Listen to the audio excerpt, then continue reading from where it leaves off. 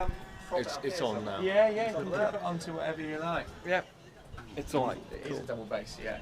So the full size of the freeform. Ah, that's why I obviously made yeah.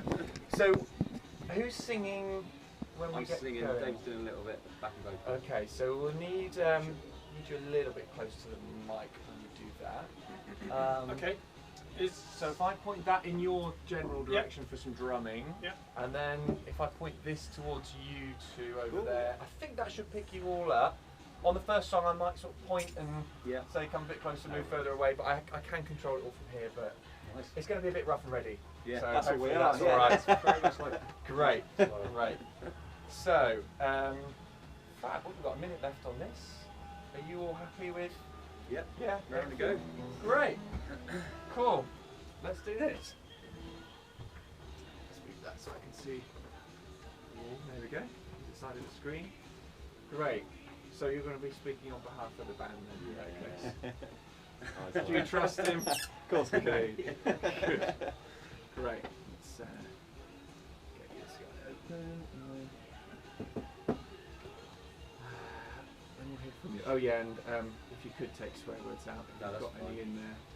Self-censoring. Self-censoring. I mean, it's not the end of the world, or you can swear on the radio, but it would be better for me if you could avoid it. Here we go. There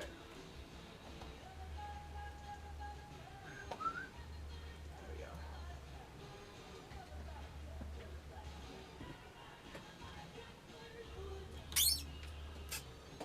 Kenny Loggins on BBC Somerset, that's Footloose. It's 20 minutes past 8 o'clock now. Charlie Taylor here on Connected. Every weeknight from 7 through until 10, and on a Friday we like to get your weekend going. Very pleased to say that we've got the giant robot bodies in the studio. Hi, giant, everyone sort of say, because they're not all near microphones, but shout it out. Hello, everyone. Hi. Simon, you're the one that is near a microphone, so we're going to have a chat with you. So the giant robot bodies, whereabouts are you based and where do you gig? We're all from Taunton. So we just really gig around here. We've just been playing in pubs recently and had a few festivals last year, but it's taken off. Fantastic. I saw you performing in the Cobblestones recently in Bridgewater. Yeah, love the Cobblestones. Good. Got a lot of love for the Cobblestones. That is a pub that we've been to on our pub quiz feature. Really? Great guys, yeah fantastic pub. Good cider pub as well if you're into your cider. Yeah. And Perry as well, which is rare, so that's nice. Okay, so, but they have kind of a heavy metal theme, don't they? They go for rock music. Is that what you guys are? That's what we do most of the time, yeah. We're kind of metal, punk, rock, but with a double bass. So, nice. Well, this is the surprising thing. We'll come on and talk a bit about that as well. But who influences you? Are you all listening to the same music as teenagers? No, I mean, I think Justin and I probably go back the longest. We were gigging in the 90s, early 90s, just straight from college. Probably very metal back then. But we, like everything from reggae, rock, blues, funk, everything really. Just throw it all in there and see what comes out. And who are the band that you sort of dream of being? Who, if you could choose one band, who would be the one? Just shout it out, guys. I would say Saxon, but that's just the drama. Yeah, Motorhead for me. Motorhead, nice, okay. That gives you an idea of what we're going to hear. So, we've got to say this is an acoustic session. Yeah. A metal acoustic session. I'm really excited to hear how you do this. We do open mic nights, so we do an open mic night at the Sanger House. Do you know the Sanger House? I do know, I've been chatting to them today. Just absolutely, coincidence. Coincidence, So we do a much more chilled out set for them, so it's not something we're not used to doing. So for those who haven't been to the Sanger House, it's a Buddhist retreat in Taunton. So and they do other bits, meditation, yoga, all sorts of stuff going on there. So you play in there, do you? Well, I'm doing yoga at the same time, so I was interested to know how double bass would work with yoga. That's going to be interesting. Okay, so just introduce us, Simon, then to the band. Who have we got here? So we got Chris on lead guitar. Hi, Chris. We got David on the double bass. It's a black double bass there, which is that very in keeping with the whole band's outlook? Is that when you're on stage you're wearing black t-shirts, apart from Chris. Is generally the look? We don't take ourselves too seriously. Okay. I think that's the thing. We're not like one of these metal bands that's all like scowling and well, what do we do scowl? But we keep it light-hearted at the same time. Light-hearted scowling, excellent. That's good to hear. And then Justin as well, who mentioned, who's on the drums, but not on the drums tonight. What are you playing tonight, Justin? Shout it out. This is a cajon. A cajon. You're sitting on it. Absolutely. Okay, sitting on his cajon. He's going to be playing it for us. What's the first song? The first song's called The Letter. Is this yours, original stuff? They're all original, yeah. Brilliant. We write our own Okay. songs. Right, well, we'll come on and talk about writing songs in a minute, but I think we ought to hear The Letter. Okay. Right. Ready?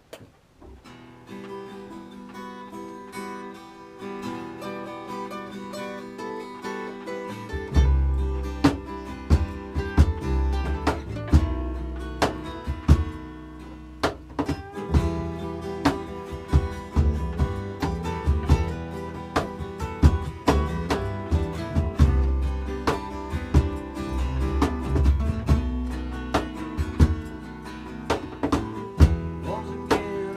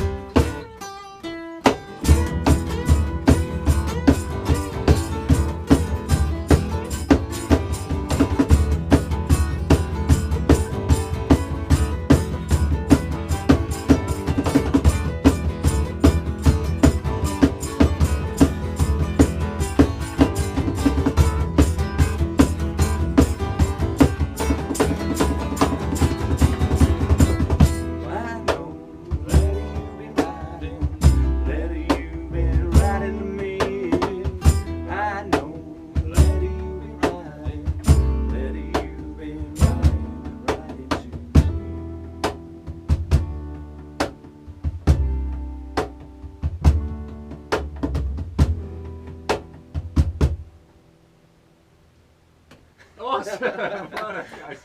Oh, that was brilliant.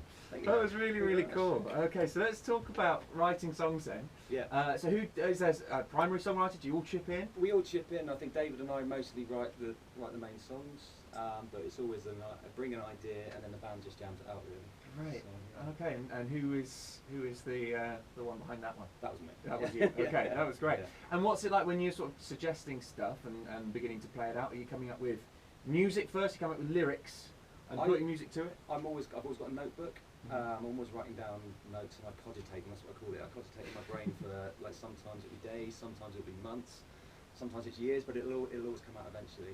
And I'll send these guys a demo, and if I don't hear anything back, then we'll just let that one go. Right. Yeah. Is there a lot where that happens, or just think, oh no, he's can't with another rubbish? Very band? rarely. Very Very rarely. rarely. Great. Well, that's good. But it's nice to have David in the band who now, David's like a year and a half now, is it?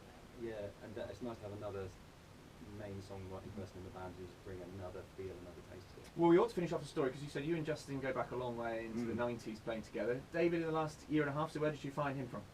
Joinmyband.com. Oh wow, really? Like, Yeah. it's a bit like It's like Tinder, but for Tinder. bands. Yeah. Wow. Okay, so you were looking for a bassist. Were you expecting to find a double bassist? No, actually, when he messaged me, I was like, oh, that's cool, but do you play normal bass as well? And he was like, no. I was like, all right, we'll give you a try. And now I just wouldn't look back, wouldn't do without him. We wouldn't go back, would No. we? Right. Yeah. Well, that's great, isn't it? I know, David, you didn't say you wanted to speak. That's fine. But why is the big difference then between having a double bass compared to a normal guitar bass? It's really percussive. It's Yeah. very percussive. So Okay, this it's is the drummer almost like- speaking, so he's Yeah. so you're enjoying that, yeah. Yeah, it's really good. It's not just notes. You get the real kind of clack in behind it, which kind of just gives it a real good feel. Yeah. Tricky to get around though. Okay, that's the downside of it. Although you told me it's a 3/4 size double bass. I must admit, I thought maybe it was a cello to start with, so I quickly rescinded on that one, obviously. But it's not a full-size double bass, so does that mean it's slightly easier for you to get around? A little bit, David? yeah, it's in a car. Okay, you can get it in a car. That's the thing. It's big enough actually that some cars wouldn't take it, I guess. Okay, so for you now, when you're songwriting, do you think about maybe a double bass in mind? Do you Absolutely, think yeah, definitely. It's got a much greater range. Yeah. And on stage as well, I mean, David spins it around, Chris will actually get on top of it and play a solo. What? Yeah. You get on top of a double bass? How do you... Do you want a demo? Yeah, I definitely do. Health and safety says no. Health and safety says no. So I see, so sort of halfway up the side of it. Oh wow. Hang on, stay there, I'm going to take a picture. He is on top of the double bass at the moment. His head's touching the ceiling. Get down before I get told off by health and safety. God, the risk assessment for that. I can think of the forms already. Okay, so but that's amazing. That's like a look that you couldn't get with a bass guitar. Yeah, absolutely. Yeah, and Chris has been playing with us since, well, I mean, since the mid-90s, was it? So not long after. something Right. like that. Yeah, So you yeah. had you different three bands, together. but Yeah. and us guys. And then reconnected. you found the missing piece, which was a double bassist. Brilliant. And what about on stage? You said that obviously the look is cool. What's the reaction to, I don't know, hosts, the pubs you go to, and you turn up with a double bass? Hang on a minute, we thought we booked a metal band, not a jazz band. Yeah, but as soon as people hear it, Yeah. I mean, it's not like you're just standing there like a normal double bass player, are you? It sounds, he runs it through a Marshall, so it's got that kind of Wow. grittiness. Yeah. So you can distort it and stuff. You know, you can put on all the. Naturally, I try to make it sound like a double bass. Have it clean, okay. Really? Yeah. But I mean, putting it through an amp like that, you could play around with it. You know, it's not like you're playing acoustically. Yeah. Obviously, you are tonight, but you've got those options. Should you want to? Yeah. Wow. Okay, it's cool. We've got to talk about your name as well. The giant robot bodies. Yes. Who wants to own up to that one? That's me again. Okay, Simon. What is it? Where does it come from? Naming bands is hard, isn't it? It's probably the hardest thing about a band is coming up with a good name. But for me, it was always my retirement plan to transfer my consciousness into a giant robot and go exploring through space. As you do. Yeah. So, I mean, you know, that just was a natural. Right, that was your retirement plan. Okay. You're hoping that technology's there. I mean, you're going to have to work probably quite a long time Keep before. working. Yeah. Keep working. Good for you. Right. Okay, so that's where it comes from. Brilliant. Yeah. Well, I think we ought to hear song number 2. Okay. What have you got for us now? This one's called Opportunities Arise. It's based on, I wrote it just after Donald Trump was elected. Okay. Feeling a bit depressed, but it was by a quote from Henry Rollins, who said, talking about Joe Strummer, he said, "This is what we've been trained for as punk rockers. You come up against adversity and you just do the best you can." So Okay, This is let's called Opportunities Arise. For those who've just joined us, we're listening to the Giant Robot Bodies. They're in session from Taunton. In the studio with me now, playing an acoustic set.